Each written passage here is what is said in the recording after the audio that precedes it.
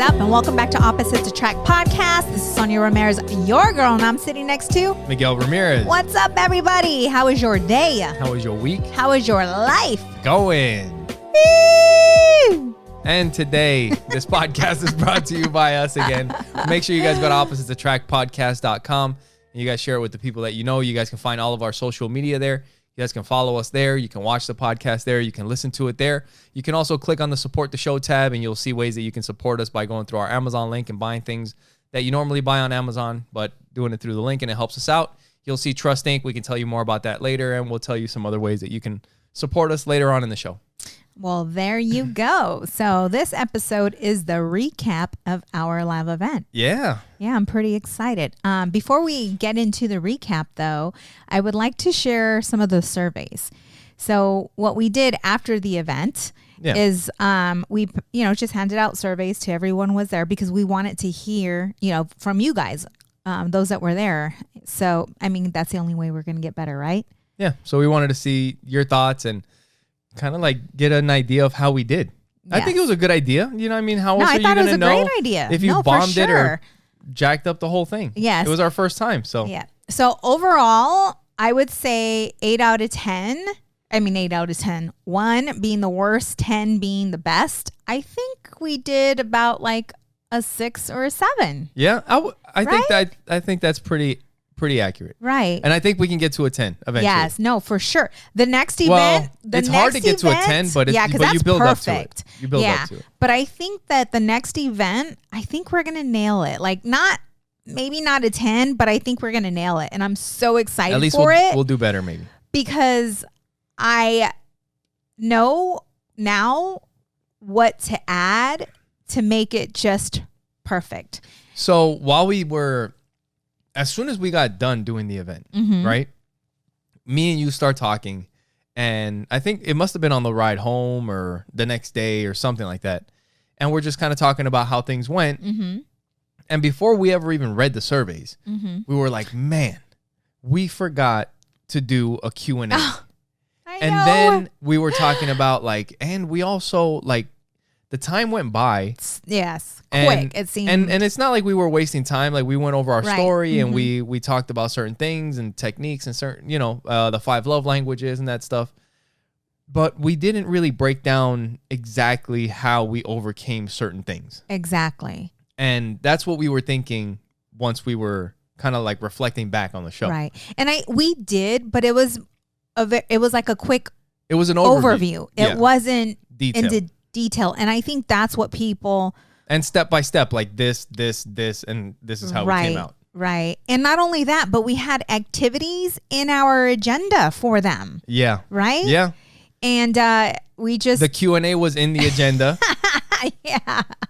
So there were things that we forgot, but it was in our agenda. So at least our mind, we were on the right track. Yeah, yes, we were thinking the right things. Yes. So on the survey, one of the questions was, what could have made this event better? And I would say 90% of the answers were Q&A. A Q&A. This one here. And they were anonymous, by the way. So this one, it says, what was your favorite experience or moment of the event? And it said relatable life experience. Thank you for sharing your life challenges. And then what was your least favorite part of the event? More insight on topic.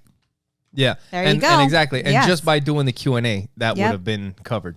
And then audience involvement, perhaps questions from audience. That would have been the Q&A. Right. Yes. So, it's just, and then it says more, do you feel you had enough opportunity to ask questions and participate? More audience participation. Which, like you said, we had a couple activities and different things that we didn't do. We're newbies. Yeah. So we just kind of at a certain point, we're like, all right, it seems like we've been up here for a while. But this is so good. And then what was your biggest takeaway from the event? Was taking the quiz and lots of insight. And then the topics that they would like to cover in the future is date night ideas, which we did do a 30-day love challenge, which gave them ideas on date nights. Yeah. So this is awesome. Did we meet your expectations for the event? Yes. And it says why or why not. First live podcast and bucket list. So they had a bucket list of attending a live podcast. Yeah. So that was super cool that we were able. I don't know if you can scratch that off the bucket list because it wasn't really a live podcast, but it may be. We'll see. Because we still got to watch the video. No, a live podcast is one that you record and then you put the podcast. Like it's a live recording of a podcast. Got it. And we did record it, but it wasn't to put out. It was for us to watch it so that we know what we can get better at. But I don't know. We'll see. It may come out. Right. We'll see. We'll see what what do you got there? So I got a couple here. And I got one, and these are all anonymous, like you said, I think. Mm-hmm. What was your favorite experience? And it said spending time with my partner. What was your least favorite part? Is running out of popcorn. And so, on the others, it said the break. Yeah. Yeah. So that's pretty good. So we're doing good. Right. Do you feel you had enough opportunities to ask? Had a good talk with a partner. So that was a good thing. What was your biggest takeaway from the event? Understanding that it's about both of us.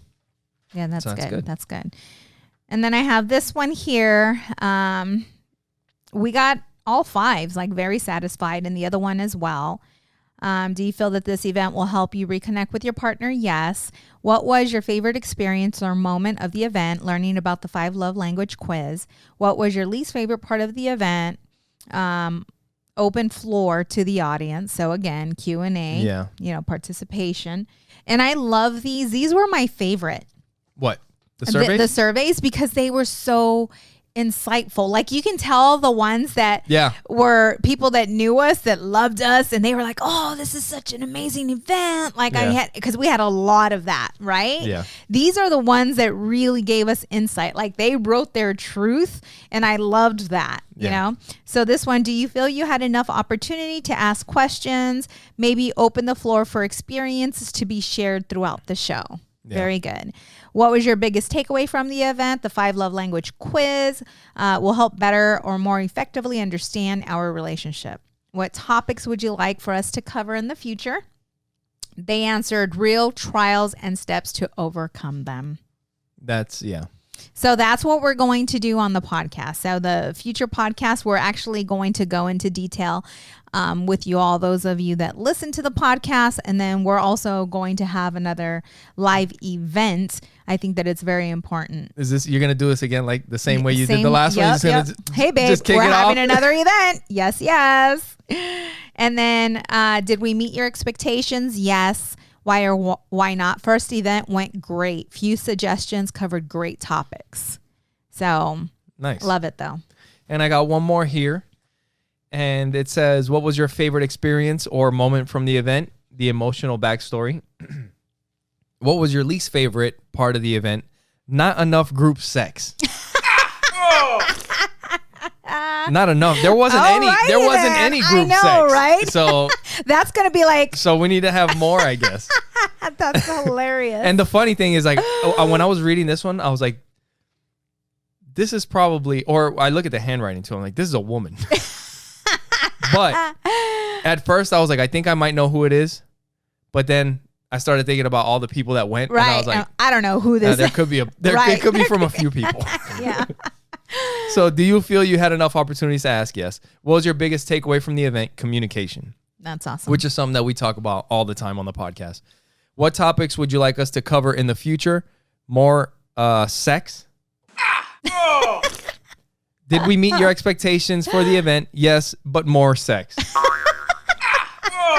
So I guess they want more sex. So, I mean, that's why the ball gag video is so popular on YouTube. For reals. And that's the thing, though. You and I are very... whoever wrote that survey, if you haven't seen that video, you got to look it up. You and I are very sexual beings. I mean, now, right? Once we started working on ourselves, I've always been a sexual being. I just had to open Miguel's flower. No.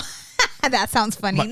My flower? What the I needed to help him to become more open, right? And because, at first you weren't as affectionate. I don't know. I was kind of thinking about that. I don't know. We'll see.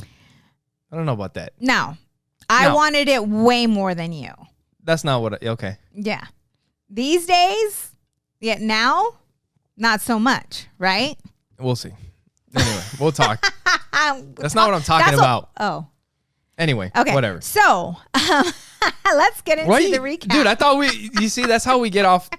But that's what they want. They want more sex. They do, yeah. All right. And so that's what I'm talking about. It's like, we got that. You want it? We got it, right? We got what you want. Remember episode 69? Just go back, man. Go back. Geez, yeah. But I think that's a very important topic in the future. We need to get into that. Like, how did we get to where we are today? Yeah. We'll make another Amazon list with all the fists and all the stuff. Oh, babe, shut up.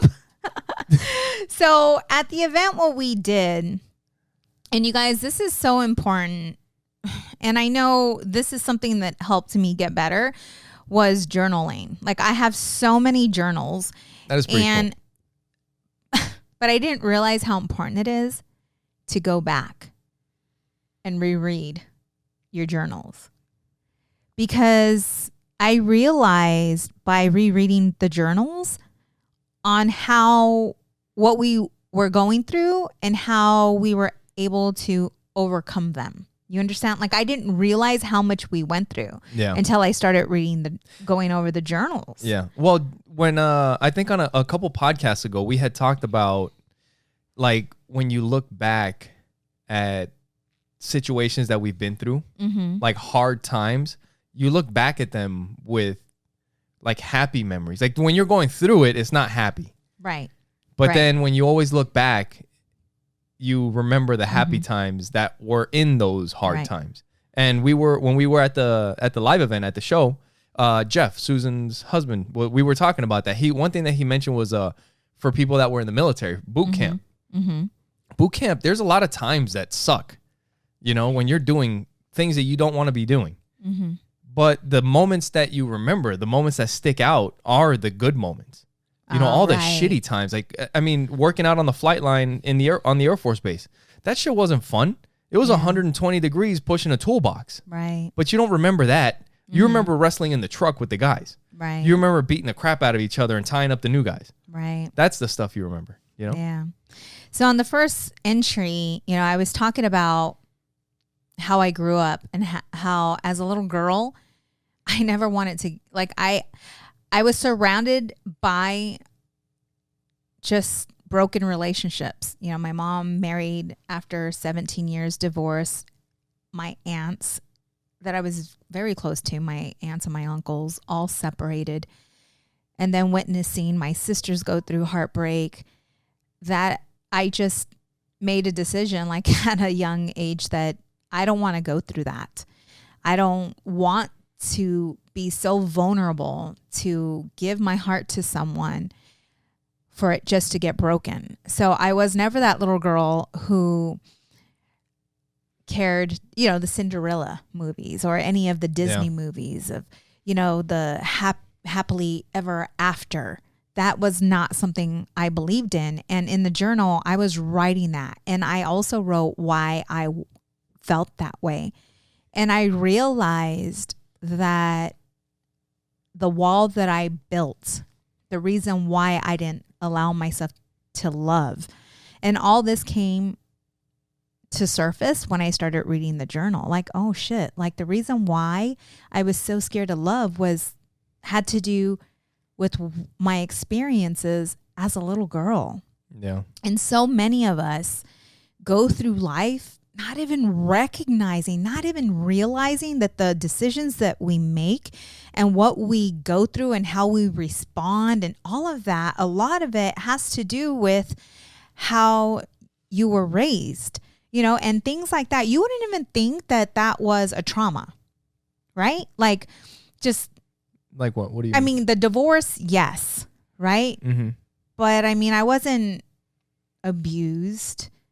Mentally, like, you understand? Yeah. I didn't realize how going through that had an effect on me as an adult. Right. Until I started reading, and I'm like, that's why I felt that way. That's why I played so safe. One of our really good friends, Betty Para, who is a new admin on our Facebook page, had wrote a question saying in our group, asked a question. When you get into a relationship, what percentage do you give that relationship, right? Yeah. And I answered. That's a tough question. It is. Because it depends on how you look at it too. Right. I think, And I answered 100%, but that's who I am today. When you and I got together, I was only able to give you a 50%, but that 50% was my 100% because I didn't know how to give you 100% because that wall of, was built so high that I didn't know how to get beyond that. Not only that, but I didn't recognize my past was affecting why I was playing so safe in my relationships. So let me ask you this. When we first started our relationship, right? Mm-hmm. Things were like, when we look back at it, even now, like just a little while ago, we were hanging out by the pool and we were looking at old pictures and everything. And you've said, and I know, like in the beginning, it was good. It was really good. We had a lot of challenges and a lot of shit that was happening, but it was good. And then we had a rough patch for a while. Mm-hmm. And then after that, it was good again. Right? Mm-hmm. When we were going through that rough patch, I can say I don't think I was giving it 100%. I was just kind of skating by. Like it wasn't like I really wasn't trying much. Like I was doing what I had to do. It's kind of like maintaining, I guess, barely the relationship. But before that and after that, it has been. Like you can tell, right? I don't know. What do you think? But what's your... Like giving the relationship 100%. Because you can kind of see it, right? From before. In relationships. Because if it was giving it 100%, the rough patch wouldn't, like 100% is like really trying. I wasn't trying at that time. Maybe. You were giving me only what you can give me, though. That's the thing. Because when I was looking back at the journal and I'm talking about the situation of how, I felt alone and I needed someone to talk to and, everything that I didn't want. Like I got married. I had children. I know. But what I'm saying is that patch of playing video games when I wouldn't pay attention to the kids, when I wouldn't, take care of business the way I'm supposed to. I can say that I wasn't giving it 100%. You know what I mean? Right. So, I mean, you're supposed to give it 100%. But that was your 100% back then, though. You understand? Because looking back at the problem, you may have only been giving 75%, but you didn't know how to give more than 75%. You didn't even recognize that you were only giving it 75%. Okay. Until now. Maybe, yeah. Now looking back, because you were working hard. Before that, it was all the trials that we were going through. Right. Yeah. So it was just 100%. I just didn't know better. Right. Yeah. Until I woke up. So I look back and, reading through, the journal, I recognized what our issue was. Yeah. Through all of it. Right? Me not listening, right? Both of us. The way the way we communicated, the way we were, it was we didn't know how to communicate properly. And like research have showed that 50% of wives have husbands that are uncommunicative spouses. Yeah. And 86% said marriages ended because of lack of communication. Yeah. So it's like, well, how do you figure, how do you learn how to communicate properly if that's not something you're used to? No. And I think what it was for us was there was a lot of time, there was a few really serious situations that happened where you and I sat down and we had a heart to heart. Like I was about to give up. And I remember I would always throw divorce at you as like it was nothing. Yeah. Yeah, it was you would always bring it up during the relationship. In the beginning, in the first, I would say, how many years? What? Like 4, 5 years? Something like that. Yeah. I mean, it was probably around the time of the journal, so maybe about 4 or 5 years, something like that. But Yeah, because I guess it's just because of what you had seen so much. And it was the, I don't know if it was so much. It was like the if we don't communicate, then we're going to get divorced. And if we don't, like our age difference, like that was an issue in the beginning too. And that was going to lead to a divorce. And, everything was leading to a divorce. And all of that stemmed from my childhood. Yeah. All of it. My insecurities. I was showing up as if I was a strong, independent woman who didn't need anybody. I didn't need you, and I let you know that. Yeah. Right? Yep. And I had no idea by acting out that way, behind it, it was all insecurity. Yeah. And at the time, we didn't know how to, like you said, we didn't know how to communicate with each other. You didn't know at that time that I needed time. If something was happening and like if I was already going through something, like I had to kind of like, I don't know. It's like I had to kind of be in or think about things enough to like sit down and we can talk about it. But there would be times that things would happen and you would come at me and we would have to like, hey, we need to solve this now. And right. I'm like, I don't want to talk right now. Mm-hmm. And the thing is that if you start talking when you don't want to talk, you might say things that you don't want to say. But it doesn't mean that you just can't address it. You do have to address it at some point. Right. But we didn't know that at that time. There was so much. So I was the uncommunicative spouse back then. Yes. But I didn't even, because there's 7 destructive behaviors when it comes to spouses, whether it's the female or the male. And one of them is the uncommunicative spouse. And how do you go about helping them in order to resolve the issue? Yeah. Well, if you guys would like to learn a great technique to be able to do that, make sure you check out my last short or our last video. I don't know. Check it out on YouTube or Facebook. That sounded pretty, what? No. So no, the one that I gave was a pretty good one. What the hell? Yeah. You're going to say no? I wasn't like making shit up, but for real, like, if you don't practice communicating or expressing your emotions or how you're feeling, because a lot of times that's when like the arguments are happening. It's because you can't express how you're fucking feeling. You're frustrated, you're angry, but you can't say that shit. You just get mad and hold a grudge. And that's one thing I was thinking, like I've fucking wasted a lot of time holding grudges, because of that, because you can't communicate. Have you ever asked yourself why that is? What? Because a lot of times there are pain points. Why you can't express yourself or communicate? Communicate, yeah. I think that's how it is. I don't know if it's society or maybe it is that man thing where we're not supposed to express emotions and be fucking, but maybe it's like everything else. It just takes practice. You got to do it. Oh, and like we were talking about earlier, it's getting older and being in a relationship for a while and having all these problems and learning how to communicate. Yeah. That's why if there's somebody that's young that's listening to the podcast, if you're starting your relationship and you can get this shit down early, I mean, you're in a freaking way better place. You know what I mean? Because you're building from there. Right. Because we had to like learn the hard way, obviously. And even though like, with Miguel, I'm acting as if you were the only one, I would communicate. In your own way. I would definitely speak my mind.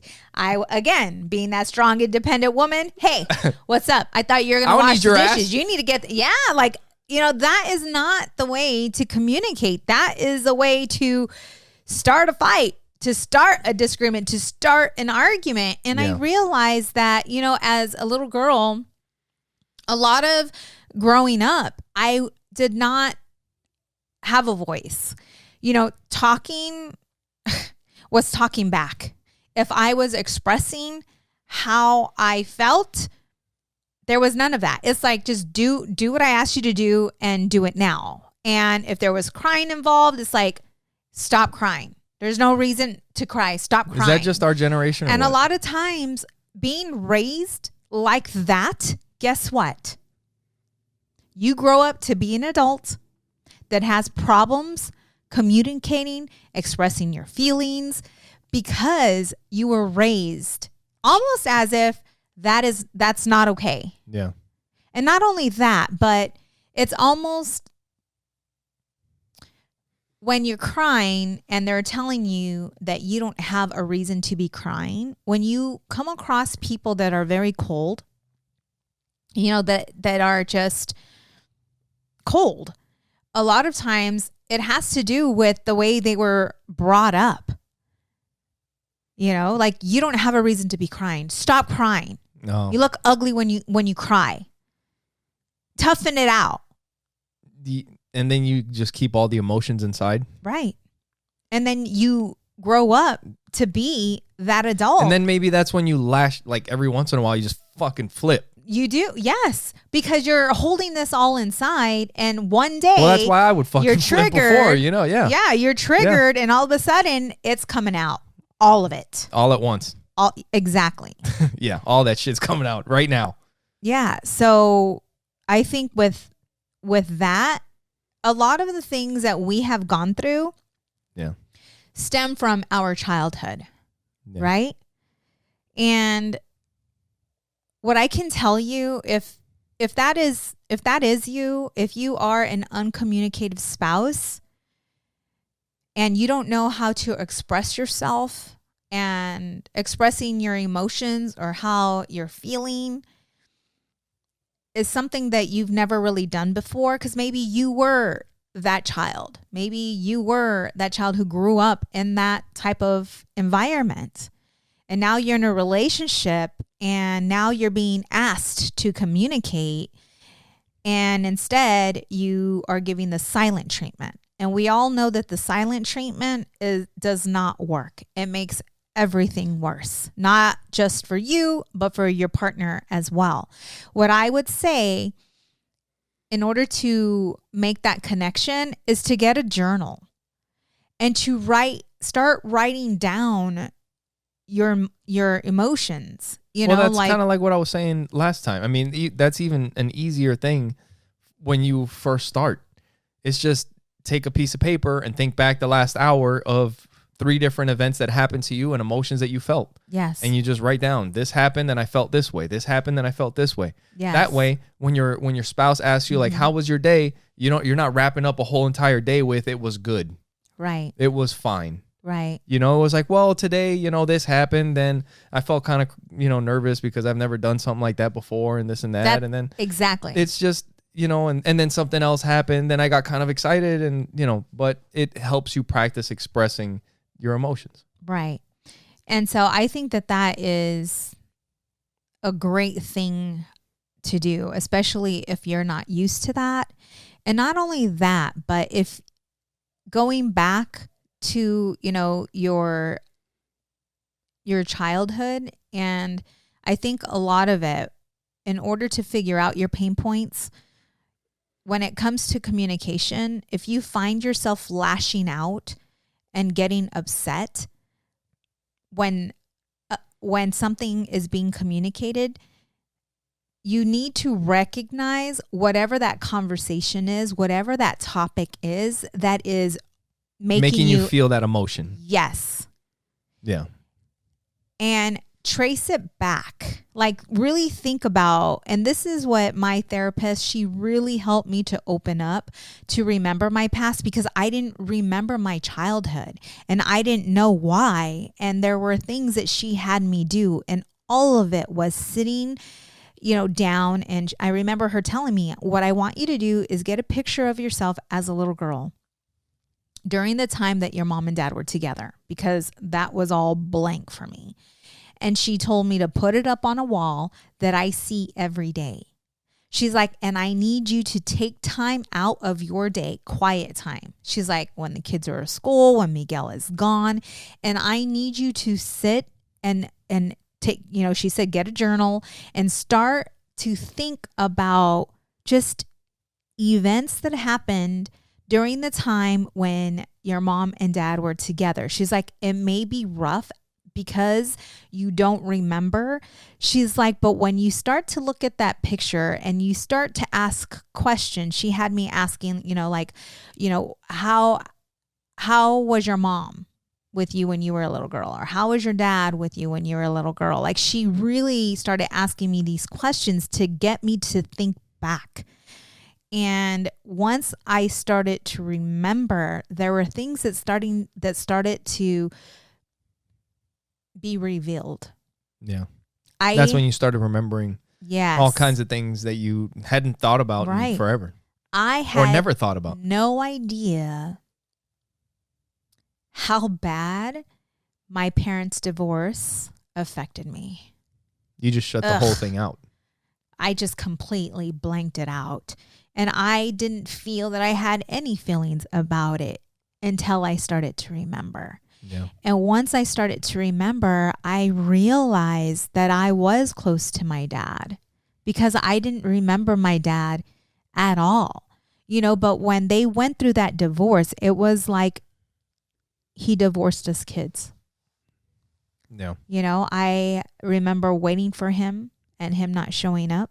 And I remember being so excited and just him never showing up. Not once, twice. I mean, it was just ongoing. And so if the one man that was supposed to love me, like unconditionally love me,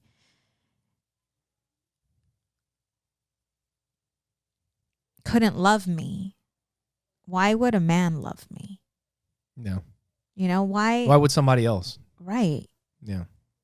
And that's when I started to realize why I felt the way I felt about men and relationships and where these insecurities came from and this lack of confidence and everything else.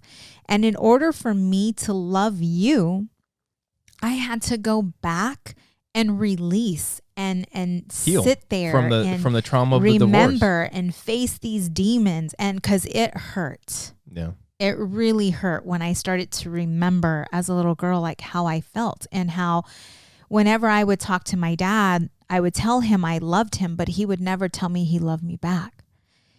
And my therapist told me, Sonia, you have to open up that relationship and you have to continue to love and talk to him and spend time with him. And this was not that long ago, you guys. And open up to him. Yeah. And not expect him to tell you that he loves you because you don't know the way he was brought up. You don't know if he was brought up in a loving home. That's one of those things that you just can't have expectations with a lot of this stuff. Right. You know, when you're dealing with somebody that you feel has hurt you or whatever, like you can't have expectations. You just do your part. Right. And so I started taking my dad out to lunch. I started having conversations with my dad. I would tell my dad that I loved him. And it felt so uncomfortable for him. I could tell because he would just kind of laugh and say bye. You know, I did that with my dad too. Like I started doing that. I don't know. It's weird because like you're kind of talking about your dad and like how your memories kind of disappear. And I started thinking to myself, like, I'm like, I don't really have, it's kind of sad.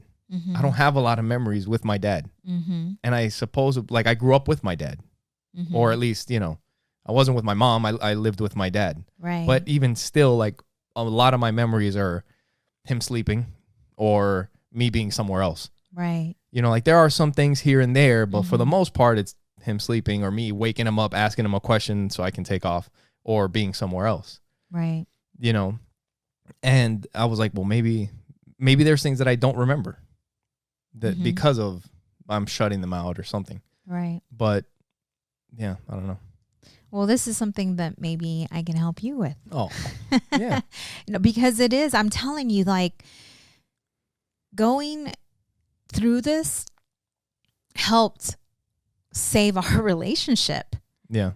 Because there was so much more there that was affecting me that in return was affecting us. Well, well, I'm sorry, but real quick, and these are childhood traumas that affected our relationship. Right. But I didn't recognize that. I did not know. I was unaware really at the time that that was the reason why you and I were having problems. But what I'm saying is that it's not always just childhood traumas that affect the relationship. You know, because if you've been through things in other relationships where maybe you were cheated on. Oh, okay, sorry. Yeah. You're jumping ahead here. My bad. But trying to help you out. Yeah, so going through all of this, the day I went to go visit my dad. And this was maybe a year ago, you guys, or 2 years ago. Yeah, about a year ago. And I went to go visit my dad. And it was just him at his house. And I opened up my heart, like 100%. Started telling him how I felt from love and respect, not from anger, right? Because I was already in the process of forgiving him, right? Yeah. You were saying that you would tell him that you loved him. Yes. But I never told him I loved him to his face. It was always over the phone. Oh, okay. Right? Yeah. So I went to go visit him and I was talking to him and he was walking me out. And before, I'm going to make myself cry. And before, while we were walking, I was in front of him. So he really didn't see me, but I said it loud enough. You know, like we were walking, we were saying bye. And then it was kind of like, Dad, I love you. And he said, he's like, I love you too.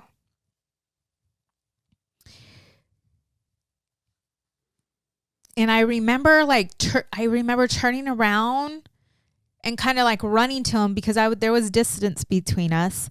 And I just grabbed him and we were hugging each other so tight. And I was crying to where I was shaking. And he's like, what's wrong? He's like, what's wrong? He's like, are you okay? And I'm like, yes, it's just the first time that you've told me that you love me.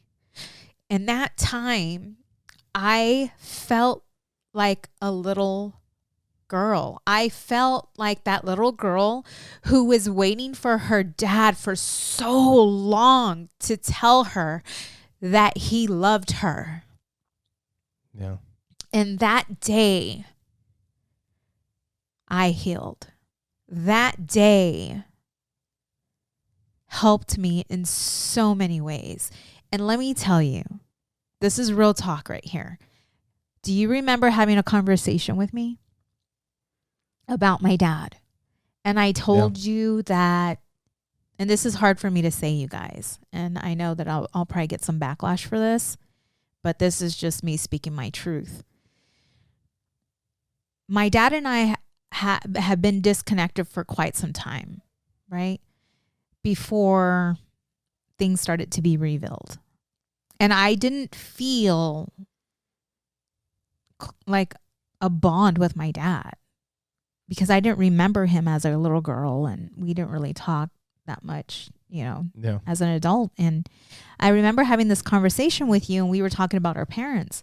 Yeah. And I told you, I said, you know, this is sad. I'm like, this is sad to say.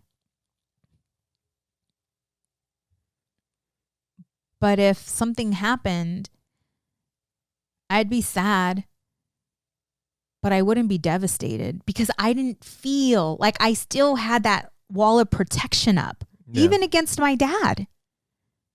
Yeah. Do you remember that? Yeah. And that was before I started working with my therapist. That was before the healing process, all of that. But I had no idea that I even had a wall of protection up against my dad because he was the one who hurt me. Yeah. Not the, do you know? Yeah. Not, definitely. I'm sure he didn't do it on purpose. Like he may not even think that I needed him because my mom was there, you know, but I was taking full responsibility. Like I was not pointing fingers at my dad. Like you're the reason why I never loved. You're the reason why I had broken relationships. No. It was like, I need to go within to find out why am I feeling so insecure? Why am I going through this? And I didn't even recognize, you guys. We were talking about like the communication and stuff. and now we're talking about insecurities. But I'm just letting you all know that even a lot of the way we react and the way we act out and the way we respond, a lot of it has to do with things that we've gone through. Yeah. And as Miguel had mentioned. Yeah, it could also be, it's not just the childhood traumas that affect a relationship. It could also be things from other relationships, like if you were cheated on or if you were abused, if you're abused physically or verbally, those things carry into the next relationship. Actually, Betty asked a question in the Facebook group. So if you guys aren't part of the Facebook group, make sure you guys join us on Facebook. Look for Opposites Attract Podcast. Follow our page, and you can follow our group. But she asked a question like, what was something that you learned from a previous relationship that you brought into your current relationship? Yes. So sometimes it's not something that you learn. It's something that happens to you that you bring to the new relationship, and that can affect things. And those are things that you have to work out. If you were cheated on, that might cause you to be insecure. It may not come from your childhood. It may come from your past relationship. Yes. And it's reconnecting. And it's almost like you're connecting the dots. Like you're going backwards. You're working on what you're going through now to trace, where is this coming from? Why is it so hard for me to communicate? Why is it so hard for me to talk to my spouse about how I'm feeling or how he made me feel because he said A, B, and C? It's like you have to start recognizing your pain points. And I think that there is what opened everything up for us because we started to question things. These insecurities, the lack of communication, just all of that started to get revealed when first of all, Miguel and I, we started reading books, and there's a resource list, you guys. If you go to our website, right, www.oppositesattractpod.com. Perfect timing, babe. Killing it with the timing. Go for it. .com. Wait, just give it a few seconds, and a pop-up will pop up, and fill out your information, your email, your first name and last name, and you will get a resource, a list of books, a list of audio, the videos that we have read, things that we've seen that helped us get to where we are. Listen, we can only share with you guys what we've gone through, and with our challenges and our obstacles, but we can only share so much with you because there's so much other things that people have gone through, like, child abuse, mental abuse, physical abuse. I mean, they're just on and on and on. We can only share with you how we were able to overcome what we went through. So download that list. Relationship, you guys, it's work. Yeah. Right? It gets easier though. I promise you that. And it's fun. And it's fun when you start getting good at it. Oh, yes, yes. Oh, we have a lot of fun. Yeah. We still talk. Yeah.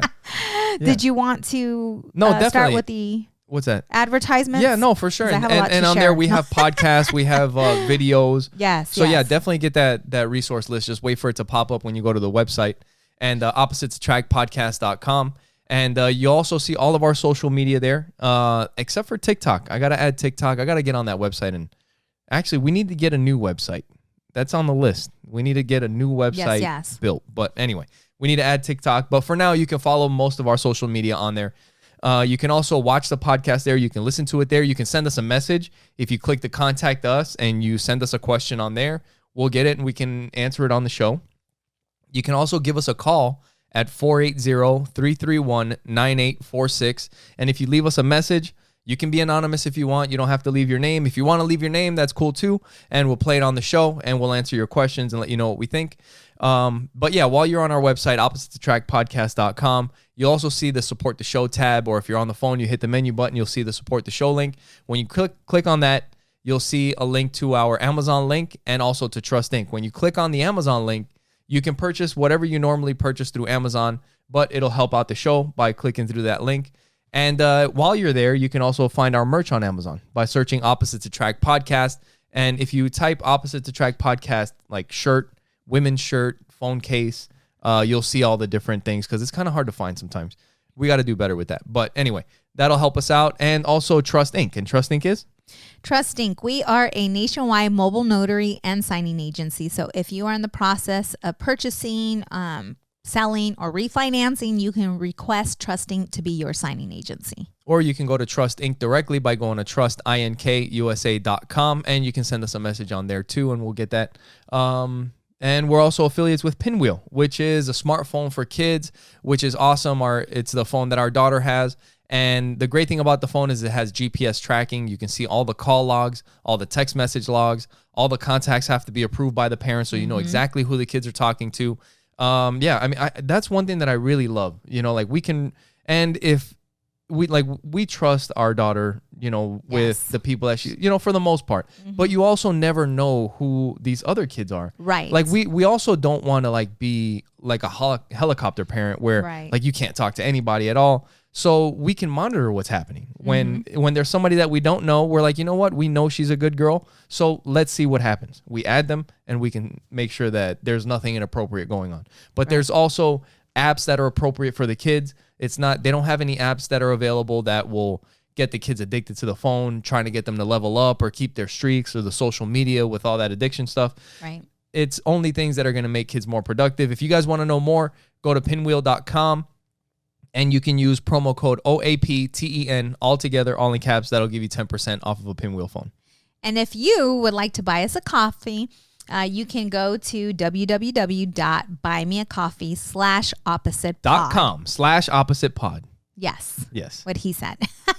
Yep. And that's a virtual coffee. It's like buying us a coffee online, which we would definitely appreciate. That's a way that you can support the show. And like we've said before, if we ran into you guys at a bar or a coffee shop, we would love to buy you a drink and get to know you a little bit. And if you guys would like to do that for us, you can do it at buymeacoffee.com/oppositepod. Yes.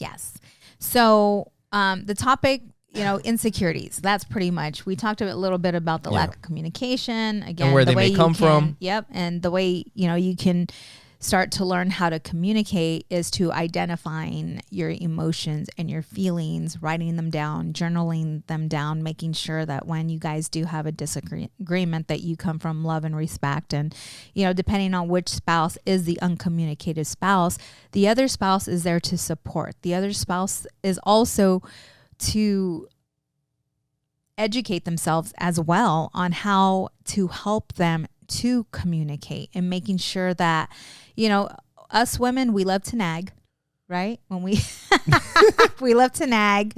I've learned to ask, right? Yeah. I've learned to request and add baby and my love. Yeah. Are you tricking me into doing shit now? Is that what's been happening all these years? It's worked. No. You're like, these are techniques. These are techniques. But, I think, let's talk a little bit more about, that the insecurities. Because I think that a lot of individuals, like for me, for one, as I mentioned earlier, it's not even something that I was really aware of until years down the road, actually, because when you and I came together, and again, all these insecurities were coming from my childhood, from my daddy issues. Okay. And now I'm bringing it around.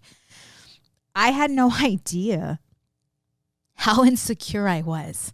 Those people that know me, they would be like, no way, you are full of confidence, girl. You walk into a room, you're smiling, you're talking to everybody, the way you dress, the way you talk, like you are full of confidence. You're just reeking of confidence, right? Only you know you. Yeah. And this was something that came to light. And the reason why it never did before was because I never had a man in my life who cheated on me or who made me feel insecure.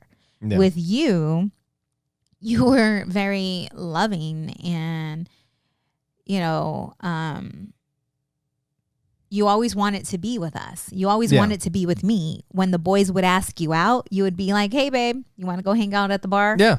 You always included me. Like there was no really separation between you and I. And it wasn't like I wouldn't go out with my friends or go to the bar or whatever, but I would always ask you. It was very rare. It was very rare that you wouldn't go. Yes. You know, but if you didn't want to go, then I would go. Right. For a little bit and then come home. But because he would usually include it me, was always like, hey, we're gonna go. Exactly. And I've never felt like why, like we have a great time together all the time. Like we've always talked about it on the podcast. When we go out, we have an awesome time. Right. And you always get along with my friends too. Right. You know, like we've had poker nights and you come over and give everybody shit. You know, you know what I mean? So we've always had a good time. So Miguel never gave me a reason to feel insecure. You always included me, right? Yeah. This insecurity, I didn't realize that this was festering until you started leaving out of town. You got a new position. Yeah. And you started leaving out of town for work. Yeah. And you were leaving for a couple of days. And I would always, in the back of my mind, and this is me just being honest with me, because I was embarrassed when I started to feel this way. You know what's crazy now that I think about it? That may have been around the beginning of the podcast. Because I got a new position around the beginning when we first started this podcast. Do you know what I mean? I got that, and I started traveling around the beginning of this podcast. And like I told you, when that stuff was happening, I really didn't even notice. No, because it was almost like an inner fight. Like this is embarrassing. Yeah, like you were I didn't fighting. want you to see that I was insecure. Like I didn't, this was something that was new for me. And I would question, like, why are you feeling this way? Like, this is not who you are. But I would get sick. Like, when you would leave, the thoughts. Okay, so wait. So 3 years ago when this was going on, you hadn't met your therapist yet. You hadn't done the thing with the picture with the little girl and figured out the whole thing with your dad yet. I don't think you had. I was working. Yeah, I think on you were working. I think you were working on my on own. It, but you hadn't gone through that whole thing yet. Not yet. I don't. So I think maybe that might have helped. Like understanding where some of those things came from. Yeah, I think that's when the love language was introduced. But it was. So, Miguel is traveling and my thoughts are literally making me feel sick. I am thinking to myself, it's a very high percentage of individuals that cheat within the workplace. Look that up. I'm sure it is. I don't remember the percentage, but it's a very high percentage. And all these thoughts start coming in. They're flooding me. Okay. It's like I'm not able to enjoy the time with my kids because these thoughts are taking over. And I wouldn't call you all the time, right? No. It was mainly in the evenings because I was busy somewhat during the day because the kids were keeping me busy. I had work appointments. Yeah. So as long as I was busy, I was okay. But in the evening is when things started to come up. And then you would call me and you're like, hey, I'm about to go out to eat. We're going to go to a bar. Trigger. Yeah. Yeah. And I'm thinking well, who are you with? And then I knew that there was an engineer that was going and she was a female. Yeah. But then I found out her age. Then you heard her talking. And I'm like, okay. She's a super nice lady. But still, there's so many ways around it. Yeah. Yeah. There's so many ways to cheat. Yeah. And I know because I was the cheater. Right. Yeah. And that's another insecurity. I was that person. So I knew. Anyway, so I would call you and I would video call you. And the reason for the video call was because I wanted to see who was with you. Yeah. Or see where I was at. And you would answer most of the time. Yeah. You had no idea that I was video calling you to check up on you. Yeah. Right? No, I didn't. No, because I mean, you would call me when I'd be in my room or whatever. And I've always, like, whenever I travel, I've always kind of felt like, here, check out where I'm staying. Like, check it out. Like, this is the bathroom. This is the, you know, I'm always like, yeah. But then there was one time where I called you and you were super drunk. And I did not, like, you were not super, but you were up there. And I was not okay with that. I was like, because that even brought more, right? Because I'm not going to keep you on the phone all night. Yeah. You know? And falling asleep with those feelings and those thoughts was getting me sick. And he started traveling more often. And I'm like, this is not okay, Sonia. Like, what you're feeling is not healthy and this is not good. And all of that was traced back to my daddy issues. The one man that loved me, betrayed me, hurt me. You understand? Didn't love me. Like, I wasn't good enough. I didn't matter. It's all those thoughts that led up to these insecurities. Yeah. And I remember, you guys, this is a very hard conversation, especially for a woman who has never felt this before, all this insecurity. Yeah, because you've always been the strong, independent, like it's all on me. And that's right. Yeah. So I remember this kept coming up, and you came home, and I finally opened up to you. Yeah. And this was after a few times. That was that moment, right? Yes. Yeah. And we were in the bedroom. We were upstairs. And I opened up. And I told you how you were feeling. How I was feeling. Yeah. And at that time, Miguel lashed out at me. I was getting angry. Yep. And the first thing I thought was, he's doing something. Why are you so angry? If you're doing nothing, why are you so angry? So what? Dude, that was such a crazy ass moment. And when he was like, what? Like, everything was like I do is for you and the kids. But it was almost like it stopped like mid-sentence. There was a pause. Yeah, there was a pause. Yes. And then it was at the same exact moment that you were kind of thinking the same exact thing about your thoughts and how you were feeling. Yes. And what was happening was you started thinking about all your traumas from the past, all your daddy issues, and how they all affected you and how that played into, like, when I would leave out of town and all your insecurities. And then I was thinking about how when I was a little kid, like, if you've listened to the podcast, all I ever wanted was a family. I wanted to be together. And that's why when you were talking about earlier in the podcast, the traumas that, or the triggers in the beginning of our relationship, or I think maybe I was talking about like the age difference and how you would bring up divorce, and I would get mad then too. Like when you would start bringing that stuff up, I would get pissed off. And like I said, we didn't communicate well, but there was one time that we were going through that, and you said to me, I just need reassurance.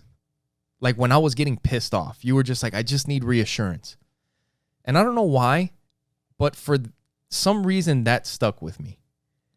And I kind of thought about it, and it didn't happen right away. Like we would keep having the arguments about the age difference and the divorces and all this stuff. And I would get angry, but then I would think about, like, she needs reassurance. And then, what we mean by that, because some people really need to understand, you know, the age thing was another pain point, you guys. You guys got to get this. And your family didn't help. Point. Your family didn't help all the time, because they would say things about our age difference and stuff like that. Yeah. But that was a pain point, you guys, for me. That was a trigger. I should have listened to it back then, but I wasn't as developed. You know, like I wasn't working on myself as much back then. But that there was a pain point. The reason why I was so insecure with our age was because I'm thinking to myself, he can, get a younger girl. Well, everybody, younger girls are always around him. It's, again, that insecurity. That was a pain point, but I did not jot it down. I didn't recognize it at that time. Maybe it's like thinking about the work thing, and all relationships and then divorce anyway. So that's a good reason right there. Right. It's like, But yeah, all these but things. let's talk about this reassurance really quick, Yeah, because so- I had this and I asked you to reassure me, because there were times where I would feel like insecure. I would feel a certain way. And during this time, like when we had that realization that the reason why I was feeling sick to my stomach when you would leave had to go back to my daddy issues. And you recognize that the reason why you were lashing out was because, you know, growing up with your dad, all you wanted was the family. All you ever wanted was to have that family. And now you got that family. And here I am telling you, what are you doing? And not only that, but there will be times, like we've talked about and we've joked, like, yes, when I go on a trip, it is fun and I do have a good time. But a lot of times, especially probably on that trip, I wasn't looking forward to leaving. I didn't want to leave the family. I didn't want to be like, I was kind of dreading packing my shit and taking off, you know, because I want to be home. And when you were getting upset with me and I would be thinking about it, I would get pissed off. But because we had gone through all that stuff in the past, and I remember that you had told me like that you need the reassurance, it helped us get through that. So and how what would I mean, you reassure the reassurance me? was like back then with the age difference and the divorces, like you told me that you just needed me to reassure you. So I was like, you know what? Look at everything. Look at all the things that we've done. Look at the things that we've been through. Look at what we've built. I'm not going anywhere. Like, it's us. You know what I mean? We committed to each other. We're going to do this thing. I'm not going anywhere. That's the reassurance that you were looking for. But what I realized was that when I would get pissed off, because I'm like, how could you even think that? All I want is this and this and that. It's just adding fucking harsh energy to bad energy. It's just bad energy on top of bad energy. Right. You know, where if I just reassured you, it would help change the energy. You know what I mean? And that way, when this thing came up again, you started working on yourself. I was reassuring you without getting pissed off. Like you mentioned, that one moment. Mm-hmm. Now we can get back to that moment that we were having where you were kind of thinking about, you know, what was I up to when I was leaving out of town, and you were telling me and I was getting pissed off. In that moment, we both realized and we both started laughing at the same time, because we both knew where these emotions that we were feeling were coming from. Right. And I kind of jumped ahead, you guys, but this situation that we're talking about, where I opened up to Miguel and told him that I didn't like when he was leaving out of town and how I felt when he would leave out of town. And I was asking him, like, are you cheating on me? Are you seeing someone else? Are you taking someone else with you? You know, do you have, you know, are you spending time with someone else? Are you sleeping with someone else? Like, this is everything that was happening when we were having these conversations. After that had happened, that's when I started really focusing on mending my relationship with my dad. Yeah. And when you guys, I forgave my dad. After that moment. Yes, wholeheartedly forgave him, because, you know, I don't know the reasons why my dad did what he did. Well, I do now today, after conversations that we've had. But the thing of it is that you don't know what people have gone through. Yeah. You don't know their childhood traumas. You don't know you don't know what you don't know. And if you don't get to know them on that level, you will never know. My dad, I was able to forgive him because I really got to understand him. And when I wholeheartedly forgave him and forgave myself for lost time with my dad, for not going and having those conversations with him, when I was able to forgive him and forgave myself, our relationship grew tenfolds. Yeah. Right? At that point, you didn't think about it, and like it was just like, when you were gone, it was free. Babe, you were gone these past last week for like 3 days, and I'm like, oh my God, that time went by so fast. Yeah, you did. But during the time you guys, said you wished that I was gone longer. When he was gone, I had such a great time with my babies. You got to enjoy the time. Oh my God, yes. Instead of fucking dreading and worrying. The feelings that were coming with the thoughts, like it just, was as if they no longer existed. You got anything else before we get out of here, babe? Really? Already? That's it. So I just wanted Rosemary. I hope that this answered your question, because you did put, how much time did it take for you to accept or help Sonia with her insecurities in your marriage? And Rosemary, I had to take responsibility for me. I had to take responsibility for my insecurities. I had to recognize them. I had to go back and recognize where these insecurities were coming from. Miguel could not take my insecurities from me. He couldn't help me with my own insecurities. What he did when I started feeling these insecurities is that he reassured me. But once I healed, he would Which helps. Yes. Which helps. Yes.